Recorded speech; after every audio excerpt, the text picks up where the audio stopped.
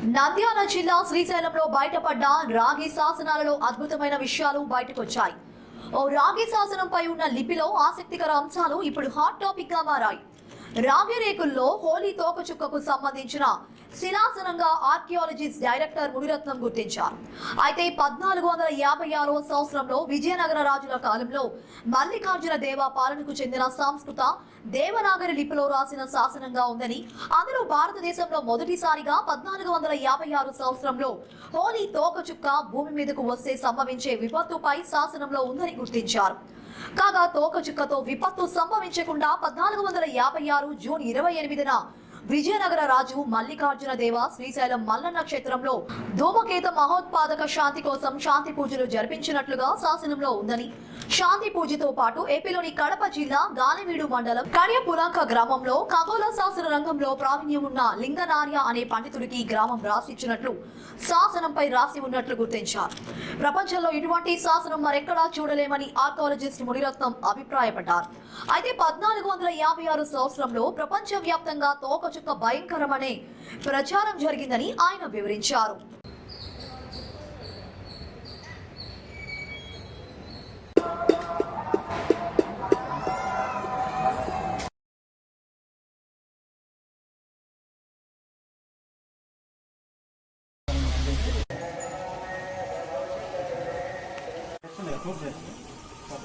అన్ని అట్లా flow force వాటర్తో అయితే అన్ని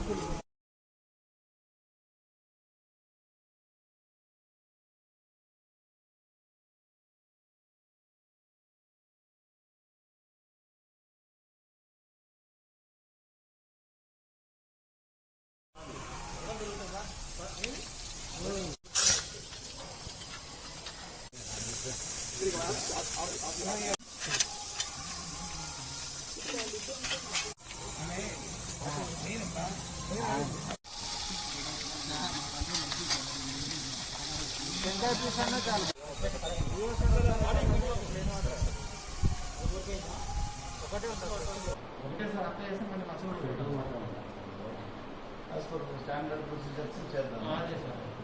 ఏది సొంత నిర్ణయాలు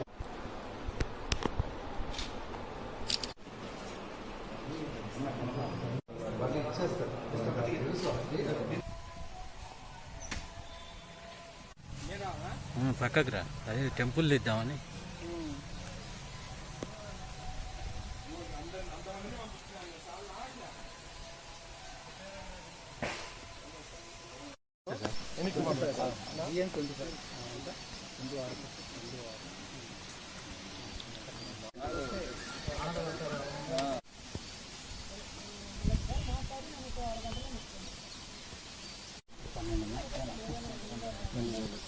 ప్లాస్టిక్ అది వద్దు, గుడ్డ పెళ్ళికలు చేసి మళ్ళీ అది ఇంకేదో అది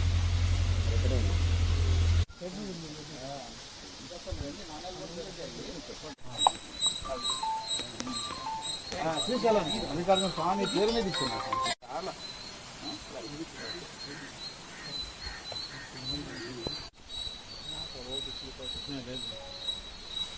మ్యాటర్ దాంట్లో కడిగితే ఇట్లా వస్తుంది సార్. అదంతా నీరు కడిగితే